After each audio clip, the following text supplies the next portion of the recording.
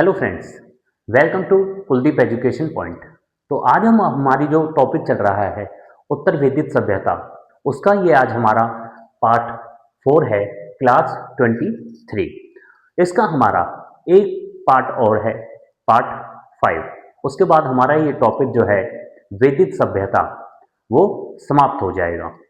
जैसा हमने अपनी प्रीवियस क्लास में देखा था कि किस प्रकार से उत्तर वैदिक काल में हमारे सामवेद, यजुर्वेद, अथर्ववेद, आरण्यक, ब्रह्मग्रंथ और आपके उपनिषदों की रचना हुई थी। तो हमने अपनी पिछली क्लास में आरण्यक उपनिषद व जो उत्तर वैदिक काल में अर्थव्यवस्था थी आर्यंस की, उसके बारे में पढ़ा था। आज हम अपने इस क्लास में जो उत्तर वैदिक काल के लोग थे उनका किस प्रकार से राजनीतिक संगठन था, मतलब किस प्रकार से उनका प्रशासनिक कार्य करते थे, उसके बारे में देखेंगे। तो सबसे पहले आपका उत्तर वैदिक काल में आपकी जो सभाएं थी, सभाओं में महिलाओं का प्रवेश निषिद्ध हो गया था। मतलब महिलाओं का जो प्रवेश था सभाओं में वो आपका समाप्त हो गया था। ऋग्वैदिक काल में ऋग्वैदिक काल में सभा व समितियों में आपकी जो महिलाएं थी वो भाग ले सकती थी, परंतु उत्तर वैदिक काल में महिलाओं का प्रवेश निषिद्ध हो गया था। उसके बाद आता है कि राष्ट्र शब्द। राष्ट्र शब्द जिसका अर्थ प्रदेश या क्षेत्र होता है, सर्वप्रथम इसी समय प्रचलन में आया था। मतलब पहले जो था आपका कि उत्तर वैदिक काल में ही जो राष्ट्र शब्द है, राष्ट्र शब्द का ही आपका प्रचलन शुरू हुआ था। उसके बाद आता है आपका जो हमारे ब्राह्मण ग्रंथ थे, वेदों के जो ब्राह्मण ग्रंथ हैं उनमें से एक है आपका ऋग्वेद का एक ब्राह्मण ग्रंथ है जो है आपका ऐत्रेय। और ऐत्रेय में शासन प्रणाली का वर्णित दिया हुआ है कि किस प्रकार से आपके यज्ञ होते थे, कौन से प्रदेश में, आपकी कौन सी दिशा में जो प्रदेश था उसको क्या कहा जाता था। तो स्टार्ट करते हैं। जैसे आपकी दिशा, क्षेत्र, और उस क्षेत्र का जो शासक था उसे क्या कहते थे, और उसके द्वारा कौन सा यज्ञ करवाया जाता था। सबसे पहले आता है आपका पूर्व दिशा, और पूर्व दिशा में जो क्षेत्र हो उसे साम्राज्य कहा जाता था, और उसके जो शासक था उसे सम्राट कहा जाता था, और उस राजा के द्वारा जो यज्ञ करवाया जाता था वो था आपका वाजपेयी यज्ञ। दोबारा से ध्यान दीजिए, पूर्वी दिशा का जो क्षेत्र था उसे साम्राज्य कहा जाता था, और उस साम्राज्य का जो शासक होता था उसे सम्राट कहा जाता था, और उस सम्राट के द्वारा या उस राजा के द्वारा जो यज्ञ होता था उसे वाजपेयी यज्ञ भी कहा जाता था। दूसरी दिशा आती है हमारी पश्चिम दिशा, और पश्चिम दिशा के जो क्षेत्र था उसे आपका स्वराज कहा जाता था, और स्वराज का जो शासक होता था उसे सौराठ कहा जाता था, और सौराठ के द्वारा जो यज्ञ किया जाता था उसे अश्वमेध यज्ञ भी कहा जाता था। फिर आता है आपका उत्तर दिशा, और उत्तर दिशा का जो क्षेत्र था उसे वैराज्य कहा जाता था, और वैराज्य क्षेत्र का जो शासक होता था उसे विराट कहा जाता था, और विराट के द्वारा जो यज्ञ होता था उसे पुरुष मेघ यज्ञ भी कहा जाता था। उसके बाद आता है आपका दक्षिण दिशा, और दक्षिण दिशा का जो साम्राज्य था, दक्षिण दिशा का जो क्षेत्र था उसे आपका भोज्य कहा जाता था, और भोज्य क्षेत्र का जो राजा होता था, जो शासक होता था उसे भोज कहा जाता था, और भोज के द्वारा या राजा के द्वारा आपका यज्ञ करवाया जाता था जो था आपका सर्वमेध यज्ञ। उसके बाद आता है मध्य देश। मध्य देश में जो क्षेत्र था उसे राज्य कहा जाता था, और राज्य क्षेत्र का जो राजा होता था उसे राजा ही कहा जाता था, और राजा के द्वारा जो यज्ञ करवाया जाता था वो होता था आपका राजस्व यज्ञ। उसके बाद लेटर वैदिक पीरियड, मतलब उत्तर वैदिक काल। उत्तर वैदिक काल में ये संकेत मिले थे कि राज्य के प्रधान, जो राज्य है राज्य का जो प्रधान होगा, जो राजा होगा, उसका वह राजा का निर्वाचन किया जाएगा। मतलब उत्तर वैदिक काल में ये संकेत दिए गए थे कि राज्य के प्रधान व राजा का निर्वाचन किया जाएगा। उसके बाद आता है कि जो राजा था आपका, जो आपका मध्य देश में जो शासक, उसे राजा कहा जाता था। और जो राजा था, राजा के द्वारा आपका जो यज्ञ करवाया जाता था वो था आपका राजसूय यज्ञ। राजा के द्वारा मध्य देश में राजसूय यज्ञ करवाया जाता था। और इस अगर राजा ये यज्ञ करवाता था तो ये प्रतीत होता था कि राजा अपनी दिव्य शक्ति प्राप्त कर चुका है, इसलिए वो ये यज्ञ करवा रहा है। उसके बाद राजसूय जो यज्ञ था, इस राजसूय यज्ञ का जो अर्थ था वो था आपका राज के संस्कार। और इस यज्ञ के द्वारा राजा अपने राजा के सिंहासन रोहण से भी आपका प्रतीत होता था। उसके बाद आता है कि जो पुरोहित, राजा के द्वारा ये यज्ञ करवाया जाता था, परंतु जो इस यज्ञ को करता था, जो वो पुरोहित इस यज्ञ को करता था, उस पुरोहित को यज्ञ समाप्त हो जाने के बाद 24,000 गायें, सबसे पूजनीय जो पशु माना गया है आपका, वो गाय माना गया है। और 24,000 गायें उस पुरोहित को दान में दी जाती थी जो इस यज्ञ को करता था। उसके बाद आता है कि इस यज्ञ का जो सर्वप्रथम उल्लेख मिला है वो आपका ऋग्वेद, जो हमारा सबसे प्राचीन ऋग्वेद है, उस ऋग्वेद के ऐत्रेय ब्राह्मण में इसका उल्लेख सर्वप्रथम मिला है। उसके बाद आता है कि जो राजा होता था, राजा के द्वारा आपका पश्चिम दिशा में क्षेत्र को स्वराज कहा जाता था। और उस स्वराज के शासक को सौराठ कहा जाता था। और उसके द्वारा यज्ञ किया जाता था, यज्ञ करवाया जाता था, जो था आपका अश्वमेध यज्ञ। और अश्वमेध यज्ञ करता था आपका राजा। और राजा के द्वारा इस अश्वमेध यज्ञ में क्या था, अश्व मतलब होता है घोड़ा। और इसमें एक अश्व या एक घोड़े को छोड़ दिया जाता था। और जहां जहां या जिन जिन क्षेत्रों में वो घोड़ा जाता था, उन क्षेत्रों में राजा का अधिकार मान लिया जाता था, जब तक उस घोड़े को कोई नहीं पकड़ता। अगर उस घोड़े को कोई पकड़ लेता था तो उसके साथ राजा या राजा के जो सैनिक थे उन्हें युद्ध करना पड़ता था। तो राजा द्वारा घोड़ा छोड़ा जाता था। और घोड़ा जिन जिन क्षेत्रों में गुजरता था उन क्षेत्रों पर राजा का अधिकार हो जाता था। उसके बाद अश्वमेध यज्ञ, अश्वमेध यज्ञ आपका 3 दिन तक चलता था। 3 दिन तक ये आपका अश्वमेध यज्ञ चलता था। और जब घोड़ा 1 वर्ष समाप्त हो जाता था तो 1 वर्ष समाप्त होने के बाद उस घोड़े की बलि दे दी जाती थी। राजा ये क्यों, मतलब अपना घोड़ा क्यों छोड़ा करता था, ये अश्वमेध यज्ञ क्यों करवाया जाता था, तो ये यज्ञ आपका राजनीतिक विस्तार हेतु करवाया जाता था। 1 वर्ष समाप्त होते ही घोड़े की बलि दे दी जाती थी। उसके बाद आता है आपका वाजपेयी यज्ञ। और वाजपेयी यज्ञ आपका पूर्व दिशा में जो क्षेत्र होता था, उसका जो सम्राट राजा होता था, उसके द्वारा वाजपेयी यज्ञ करवाया जाता था। वाजपेयी यज्ञ को हम रथ दौड़ के रूप में भी ले सकते हैं। वाजपेयी यज्ञ को रथ दौड़ के रूप में भी बोला जा सकता है। और ये जो वाजपेयी यज्ञ था, ये आपका 17 दिन चलता था।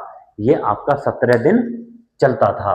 और ये यज्ञ, वाजपेयी यज्ञ या फिर रथ दौड़, ये आपके मनोरंजन के लिए करवाई जाती थी, मनोरंजन के लिए करवाई जाती थी। उसके बाद आता है आपका अग्निष्टोम यज्ञ। और अग्निष्टोम यज्ञ आपका देवताओं को प्रसन्न करने के लिए, देवताओं को प्रसन्न करने के लिए ये यज्ञ करवाया जाता था। और इसमें आपका ये जो अग्निष्टोम यज्ञ है, ये आपका सिर्फ 1 दिन चलता था, सिर्फ 1 दिन चलता था। और इसमें, इस यज्ञ में पशुओं की बलि अग्नि में दी जाती थी, मतलब पशुओं की बलि दी जाती थी आपकी अग्नि स्टोम यज्ञ में, और ये यज्ञ आपका एक दिन चलता था, सुबह दोपहर शाम। इसमें जो आपके यज्ञ करवाते थे या करते थे वो आपके सोमरस पिया करते थे। उसके बाद नर ओ कर कर व नजराना, कर व नजराना का संग्रह प्रचलित हो गया था। मतलब कर और आपके नजराना का संग्रह प्रचलित हो गया था, कर और नजराना दिया जाता था। उसके बाद वह कौन कौन से अधिकारी थे जो राजा की मदद किया करते थे? जो आपका उत्तर वैदिक काल में जो राजा होता था, जिसका चुनाव समिति या सभाओं के द्वारा किया जाता था, उसको मदद आपके किस किस के द्वारा की जाती थी? तो उसकी मदद करते थे आपके पुरोहित, जो सेनापति होता था, पटरानी और उच्च कोटि के अधिकारियों के द्वारा राजा की मदद की जाती थी। उसके बाद आता है कि धीरे धीरे धीरे धीरे हमने जो पढ़ा कि जो सबसे बड़ी प्रशासनिक इकाई होती थी राजनीतिक संगठन में, हमने पढ़ा था कि मतलब आपका सामाजिक संगठन में पढ़ा था कि सबसे बड़ी जो इकाई होती है वो होती थी आपकी जन, और सबसे छोटी होती थी आपकी कुल या परिवार। जो सबसे बड़ी इकाई थी आपकी जन, जन के स्थान पर धीरे धीरे जनपदों ने ले ली थी। मतलब बहुत सारे जो जन थे, बहुत सारे जनों को संग्रहित करके इकट्ठा करके एक बड़ा साम्राज्य, बड़ा क्षेत्र बना दिया जाता था, जो था आपका जनपद। और जनपद का अर्थ होता है आपका राज्य क्षेत्र। जैसा हमने पढ़ा था कि राष्ट्र शब्द जिसका अर्थ प्रदेश या क्षेत्र होता है, सर्वप्रथम इसी समय प्रचलित में आया था। तो इसी समय आपका जो जन था, जो सबसे बड़ी इकाई होती थी, वो सबसे बड़ी इकाई को इकट्ठा करके उससे भी बड़ी इकाई बना दी, जो थी आपकी जनपद। और जनपद का अर्थ होता है राज्य क्षेत्र। उसके बाद आता है कि हमारे दो कबीले थे, जैसे दो कबीले थे, भरत कबीला और पुरु कबीला। इन दो कबीलों को जोड़कर एक अलग से जनपद बना दिया था। जब हम अपने जो हमारे 16 महाजनपद हैं उनको हम जब करेंगे डिटेल में, तो उसमें आपका एक जनपद आता है कुरु जनपद, तो उसको भी हम तभी पढ़ेंगे। तो भरत व पुरु दो जनों को जोड़कर कुरु बना दिया था, जिसकी कुरुक्षेत्र की प्रथम राजधानी थी आपकी आसंदी कत, आसंदी कत। और इसकी दूसरी राजधानी थी आपकी इंद्रप्रस्थ या फिर हस्तिनापुर। ये आपके महाभारत से संबंधित है। उसके बाद इसी उत्तर वैदिक काल में जो राज्याभिषेक परंपरा थी, मतलब राजा का जो अभिषेक किया जाता था, वो आपकी वो परंपरा उत्तर वैदिक काल में ही शुरू हुई थी। उसके बाद आता है कि इसी समय उत्तर वैदिक काल में ही जो राजा होता था, राजा को उपाधियां देनी शुरू कर दी थी। और वो उपाधियां थी आपकी चक्रवर्ती, सम्राट, अधिराज, एक राज। मतलब चक्रवर्ती भी कहा जाता था राजा को, सम्राट, अधिराज, एक राज। उसके बाद जब हमने ऋग्वैदिक काल में पढ़ा था कि जो युद्ध हुआ करता था, जो लड़ाई हुआ करती थी, वो आपकी गाय पशु की चोरी के लिए ज्यादा होती थी। मतलब पशुओं की चोरी ज्यादा होती थी, इस वजह से लड़ाइयाँ हुआ करती थी। परंतु उत्तर वैदिक काल में जैसे जैसे धीरे धीरे आपका समय व्यतीत हुआ, उस तो जो युद्ध हुआ करते थे वो आपकी गाय के लिए तो हुआ ही करते थे, परंतु आपके क्षेत्र हेतु भी युद्ध होने लगे थे। उसके बाद आता है आपका सती प्रथा। सती प्रथा का उल्लेख जो मिलता है वो सबसे पहले अथर्ववेद में मिलता है। सती प्रथा का जो उल्लेख मिलता है वो सबसे पहले अथर्ववेद में मिलता है। सती प्रथा होता क्या है? सती प्रथा होता है जब किसी पत्नी का पति मर जाता है, तो पति जो पत्नी होती है वो पत्नी अपने आप को चिता पर पति के साथ ही जला लेती है, इसे आपकी सती प्रथा कहा जाता है। और इसका जो उल्लेख मिला था वो सबसे पहले आपके अथर्ववेद में मिला था, जो आपका नवीनतम वेद है। उसके बाद रामायण, जब रामायण का काल आया था, तो रामायण के समय रामायण के मूल अंशों में इसका उल्लेख नहीं है। रामायण के मूल अंशों में इसका उल्लेख नहीं है, परंतु परंतु उत्तराखंड में, जो भारत का राज्य उत्तराखंड है, उत्तराखंड में वेदयंती की माता के सती होने का प्रमाण मिलता है। उसके बाद आता है कि महाभारत में जो आपका राजा पांडु था, जो आपका अर्जुन, दुर्योधन, अर्जुन, युधिष्ठिर और आपका ये भीम, इनका जो पिता था पांडु, पांडु की दो पत्नियां थी। एक थी आपकी माद्री और दूसरी थी आपकी कुंती। जब पांडु का निधन हो जाता है या पांडु मर जाता है, तो पांडु के साथ उसकी जो दूसरी पत्नी थी माद्री, माद्री सती हो जाती है। इसका प्रमाण आपका महाभारत में है। परंतु जब अभिमन्यु या घटोत्कच आपके वीर गति को प्राप्त हो गए थे, तो उनकी पत्नियों के सती होने का कोई भी प्रमाण नहीं है। उसके बाद आता है कि जो अर्थशास्त्र बुक है, जो आपके चाणक्य के द्वारा अर्थशास्त्र लिखी गई थी, तो अर्थशास्त्र जो बुक है, अर्थशास्त्र में सती का उल्लेख नहीं है। अर्थशास्त्र में जो चाणक्य के द्वारा लिखी गई थी, उसमें सती का कोई भी उल्लेख नहीं दिया हुआ है। परंतु जो हिंदू यूनानी लेखक थे, जो आपके हिंदू यूनानी मतलब आपके जो यूनानी लेखक थे, उन यूनानी लेखकों ने जब अपनी बुकों में सती प्रथा का उल्लेख किया हुआ है, मतलब चाणक्य की अर्थशास्त्र में सती प्रथा का कोई उल्लेख नहीं है, परंतु यूनानियों के द्वारा जो किताबें लिखी गई थी, उनमें सती प्रथा का उल्लेख मिलता है। उसके बाद आता है कि सबसे पहले जो अभिलेख प्राप्त हुआ था, सबसे पहले जो अभिलेख प्राप्त हुआ था जिसमें सती प्रथा का उल्लेख मिलता है, वो आपका गुप्त काल में मिला था। वो आपका गुप्त काल में मिला था, जो आपका एरन अभिलेख है। एरन अभिलेख में गुप्त नरेश, जो गुप्त काल का आपका राजा था उस समय, भानुगुप्त का एक दोस्त था, एक मित्र था, गोपराज। गोपराज एक सैनिक था, उसका दोस्त था आपका जो गुप्त नरेश का शासक था भानुगुप्त। और जब से गुप्त जब हूनों से भानुगुप्त की लड़ाई होती है, तो भानुगुप्त का जो दोस्त है गोपराज, उसकी मृत्यु हो जाती है।